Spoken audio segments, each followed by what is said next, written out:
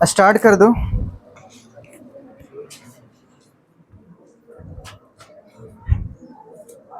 Start है। अब आप लोग ध्यान से सुनिएगा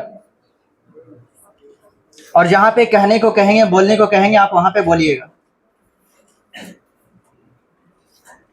टॉपिक है हेनरीज लॉ और ये बोर्ड एग्जाम में 2 मार्क्स में सवाल पूछा है, व्हाट इज हेनरी लॉ। लेकिन जब इसका एक्सप्लेनेशन आएगा तो ये 5 नंबर में सवाल पूछेगा। हेनरी लॉ का एप्लीकेशन से भी सवाल पूछा हुआ है बोर्ड एग्जाम में।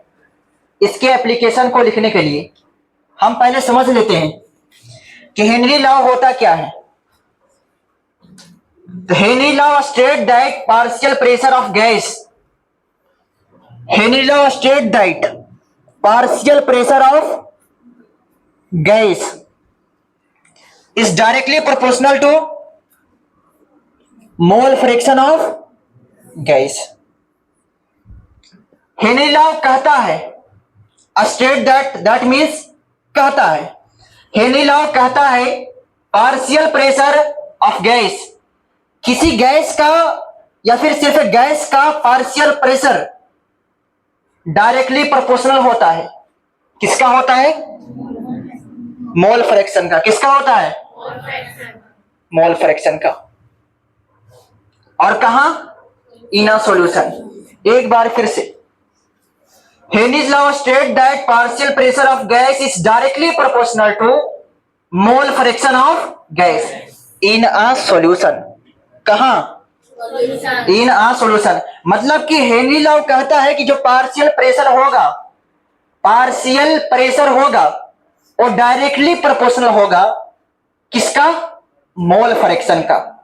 कहां पर होगा? सॉल्यूशन में होगा। जैसे देखो, मैंने यहां पर प्रेशर लिख दिया है। अब ये जो प्रेशर है डायरेक्टली प्रोपोर्शनल किसका है? मोल फ्रैक्शन का। प्रेशर को हम यहां P से डिनोट किए हैं और मोल फ्रैक्शन x को। आप यहां पे पार्शियल मतलब क्या होता है? आप partial charge, partial positive, partial negative के सुने हो? पार्शियल पॉजिटिव का क्या मतलब बताए थे? और ना पूरी तरह से पॉजिटिव, मतलब पार्शियल पॉजिटिव का मतलब और पूरी तरह से पॉजिटिव नहीं, मतलब कि यहां पूरी तरह से प्रेशर नहीं लग रहा है। तो यहां पर प्रेशर जो है directly proportional to mole fraction. Pressure का सिंबल P और मोल फ्रैक्शन का सिंबल X। तो यहां पर निकल जाता है। अभी देखो, इस प्रोपोर्शनल को हमें हटाने के लिए एक कांस्टेंट से मल्टीप्लाई करना पड़ता है। जाओ निकलो, बैठो मत यहां। तो प्रेशर डायरेक्टली प्रोपोर्शनल होता है मोल फ्रैक्शन का। इस प्रोपोर्शन को हटाने के लिए हम लोग एक कांस्टेंट से मल्टीप्लाई करते हैं और ये मैथ हम 9, 8, 7 पढ़ते आ ही रहे हैं। तो प्रोपोर्शन मेरा क्या आया? KH। तो P equal to KH x। तो हेनरी लॉ के अंतर्गत हमारा ये फॉर्मूला निकलता है और ये बोर्ड एग्जाम में ऑब्जेक्टिव पूछा हुआ है। जहां पर पूछा है ऑब्जेक्टिव, यहां से भी पूछा है हेनरी लॉ कांस्टेंट कौन है? Which of the following is Henry law constant. तो हेनरी लॉ कांस्टेंट का सिंबल क्या है? KH। KH equal to Henry's law constant. ध्यान देना, पूछा हुआ ऑब्जेक्टिव है 2 नंबर का है। SW मैंने लिख दिया। ओ भी आई है।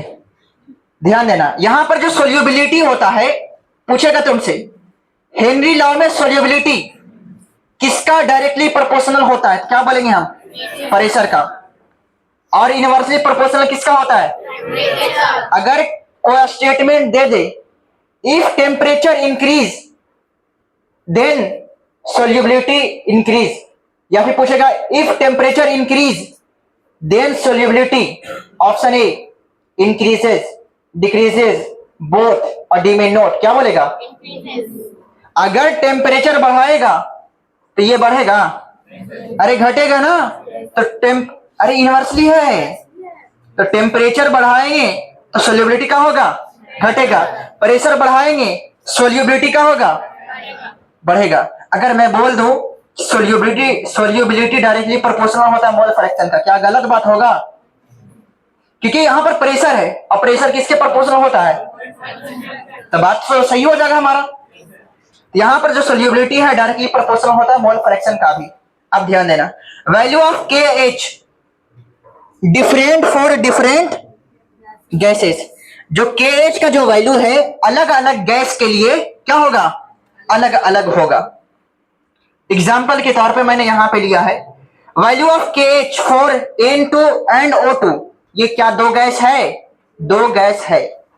इसका के एच वैल्यू, इसका के एच वैल्यू क्या होता है, डिफरेंट होता है। लेकिन दोनों के मान लेता हूं मैं, इसका के एच वैल्यू है, इसका मान लिया 2 है, इसका मान लिया 3 है।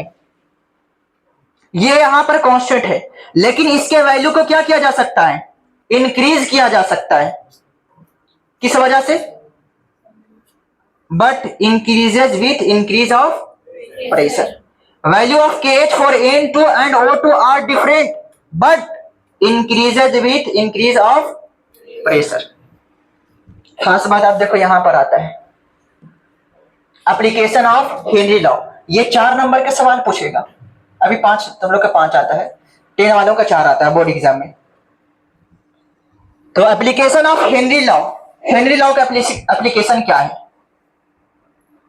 पहला कहता है solubility of CO2 in soft drink and soda water. मतलब कि आप जो ड्रिंक वगैरह लेते हो, चाहे आप कोका कोला लेते हो या फिर जो लेते हो, आपको खोलने के बाद एक प्रेशर फील होता है या फिर उससे बबल्स निकलता है। तभी वही बोल रहा है solubility of CO2 in soft drink and soda water. मतलब कि CO2 सोडा वाटर में और सॉफ्ट ड्रिंक में उसकी घुलनशीलता क्या है, या फिर वो घुलनशील कैसे ज्यादा होता है या फिर कैसे कम हो जाता है। तो solubility of CO2 in soft drink and soda water increases with increase of pressure. मतलब कि हाई प्रेशर की वजह से CO2 को किस में डाला जाता है, सॉफ्ट ड्रिंक में या फिर सोडा वाटर में। हाई प्रेशर के डालने की वजह से जब हम बोतल वगैरह खोलते हैं देखते हैं ना कि हमारा एक प्रेशर निकलता है। उसके बाद दूसरा था स्क्यूबा डाइविंग। कहने का मतलब आप देखे होंगे कि कुछ लोग पानी में समुद्र वगैरह में भी जाता है, अंदर जाता है ना एक पीछे टैंक लेकर के, तो मैं उसी की बात कर रहा हूं, स्क्यूबा डाइविंग। स्क्यूबा डाइवर्स मतलब कि पानी में जो जाता है, स्क्यूबा डाइवर्स उसे कहते हैं। Scuba divers must cope with high concentration dissolve gases. मतलब कि जो स्क्यूबा डाइवर्स होता है, कोप का मतलब होता है सामना करना, कोप का मतलब सामना करना। मतलब कि स्क्यूबा डाइवर्स को अवश्य सामना करना पड़ता है किस चीज से, हाई कंसंट्रेशन डिसॉल्व गैसेस से। स्क्यूबा डाइवर्स को सामना करना पड़ता है हाई कंसंट्रेशन डिसॉल्व गैसेस से। और ये जो डिसॉल्व गैसेस होता है eight high pressure under water, और ये जो डिसॉल्व गैसेस होता है हाई प्रेशर पर होता है, कहां पर, अंडर वाटर में। Scuba divers must cope with high concentration dissolve gases at high pressure under water. मतलब कि स्क्यूबा डाइवर्स को अवश्य सामना करना पड़ता है हाई कंसंट्रेशन वाले गैस से हाई प्रेशर पर, कहां, अंडर वाटर, मतलब कि पानी के अंदर। मतलब आप पानी में जाओगे तो अंदर देखेगा ना प्रेशर आप पर काफी ज्यादा लगेगा। आप एक हाल फिलहाल की न्यूज भी सुना होगा कि आप सबमरीन था ना, उससे जा रहा था, फिर जाके नीचे ज्यादा गया गहराई में, कोलैप्स कर गया। ठीक है, तो कोलैप्स होने की वजह से आपका जितना भी वहां पे बैठा हुआ था उस सबमरीन में तो सारे के सारे लोग क्या हो गए, मारे गए। तो ज्यादा आप पानी के नीचे जितना जाओगे उतना प्रेशर का होते जाएगा, लगते जाएगा। देखो VVI इसको क्यों लिखे हम, ये बोर्ड एग्जाम में सवाल पूछा है। Tank of scuba filled with gases. ये जो टैंक होता है, उस टैंक को हम क्या कह रहे हैं, स्क्यूबा टैंक भी कहते हैं या फिर टैंक ऑफ स्क्यूबा। फिर होता है गैसेस से। इस टैंकी में कौन कौन सा गैस होता है? एक हीलियम होता है जिसका कितना परसेंटेज होता है? 11.2%। एक नाइट्रोजन होता है, कितना परसेंट? 56.7%। एक और कौन होता है? ऑक्सीजन, जो कितना परसेंट होता है? हम सोचते हैं कि इस टंकिया में सिर्फ ऑक्सीजन भरल होगा, लेके जा रहा है, राइट? अरे सर, कभी दिमाग में आया होगा कि ऑक्सीजन लेके, काहे कि पनिया में ऑक्सीजन तो सांस तो ले पाएगा नहीं, इसलिए ये इस टंकिया से ऑक्सीजन निकलेगा और लेगा। लेकिन सबसे ज्यादा पूछेगा कि अमाउंट इस स्क्यूबा टैंक में किसका रहता है? नाइट्रोजन का। और यही जैसे में आप सांस लेते हो, जैसे में आप पानी में जाकर सांस ले पाएगा नहीं, ये जो टंकी है वही हाई प्रेशर से आपके नाक के माध्यम से कहां जाएगा? आपके बॉडी में फैलेगा, बॉडी के ब्लड में, ब्लड से टिश्यू में, इस तरह से। तो यहां पर देखो, scuba diverse going under water. जब स्क्यूबा डाइवर्स वाटर के अंदर जाता है, then gases dissolve in blood, तब गैस ब्लड में क्या होने लगता है? डिसॉल्व होने लगता है, घुलने लगता है विथ हाई प्रेशर के साथ। मतलब कि टैंकी से गैस निकला, हमारे बॉडी में हाई प्रेशर के साथ क्या होने लगा? डिसॉल्व होने लगा, घुलने लगा। तब बोलता है, जब ये बंदा पानी से ऊपर आता है, when scuba divers comes at surface of water, जब स्क्यूबा डाइवर्स जो है वाटर के ऊपर आता है, तब क्या होता है? When scuba divers comes at surface of water, then pressure decrease. मतलब कि नीचे हाई प्रेशर से था, पानी में आया, ऊपर कैसे? पानी में जैसे ऊपर आया, प्रेशर क्या हो गया? लो हो गया। जैसे में आप भी देखते हो ना कि पानी में जब आप जाते हो तो जाने में प्रेशर लगता है कि तुम्हें नहीं लगता है, लेकिन पानी के अंदर रहते हो तो आप जैसी करते हो ऊपर फेंक देता है। या फिर आप कहीं आप नहाने वगैरह गए होंगे कुआं वगैरह में, देखते हो चबाक से अंदर जाता है, चबाक से फेंक देता है। अरे ऐसा नहीं होता है? तो चोट तुम्हें क्यों लगता है? पानी में जैसे में आप जाते हो, चोट भी लगता होगा, थोड़ा फील होता होगा, क्योंकि हाई प्रेशर से आप जा रहे हो। देखो आप, when a scuba divers comes at surface of water, then pressure decrease and into gas, देखो यहां पर into gas, and into gas comes out as a bubble from blood। हमारे ब्लड में सबसे ज्यादा घुलने वाला कौन था? नाइट्रोजन। जैसे ही हम पानी के ऊपर आए, मतलब कि हम अंदर थे, अब सरफेस पर आ गए हैं। अभी जो नाइट्रोजन था हमारे ब्लड में कैसा क्रिएट करेगा? बबल्स। जैसे में आप ऐसा भी समझना, आप बोतल में आप CO2 डालता है, उतना था हमें अंदर था और फेंक नहीं पा रहा था, लेकिन जैसी बोतल खोलते तो बबल्स निकलता है। इसी तरह से आपके ब्लड में, आपका ब्लड एक लिक्विड है, अब उस ब्लड में नाइट्रोजन गैस घुला हुआ है, और भी गैस है, लेकिन नाइट्रोजन का अमाउंट ज्यादा है। जैसे ही तुम ऊपर आओगे तो ब्लड में कैसा क्या क्रिएट होगा? बबल्स। किसका बबल्स होता है? N2 गैस का। अब एक है हाई एल्टीट्यूड। हाई एल्टीट्यूड मतलब ऊंचे स्थानों पर। जब हम जाते हैं ऊंचे स्थानों पर तो क्या होता है? हम थक जाते हैं, हमारा ऑक्सीजन लेवल वहां पर क्या हो जाता है? लो हो जाता है, हम सांस सही से नहीं ले पाते हैं। तो वही बोलता है, at high altitude oxygen level is low. जब हम हाई एल्टीट्यूड पर होते हैं तो ऑक्सीजन लेवल हमारा क्या होता है? लो होता है। इस लो होने से क्या कारण हो सकता है? Then oxygen level in blood and tissue is decrease, तब हमारे ब्लड में और टिश्यू में, टिश्यू बोले तो उत्तक, तो हमारे खून और उत्तक में ऑक्सीजन लेवल क्या हो जाता है? डिक्रीज होने लगता है। जैसे ना ऑक्सीजन डिक्रीज होने लगे तो हम देखते हैं ना, हफने लगते हैं।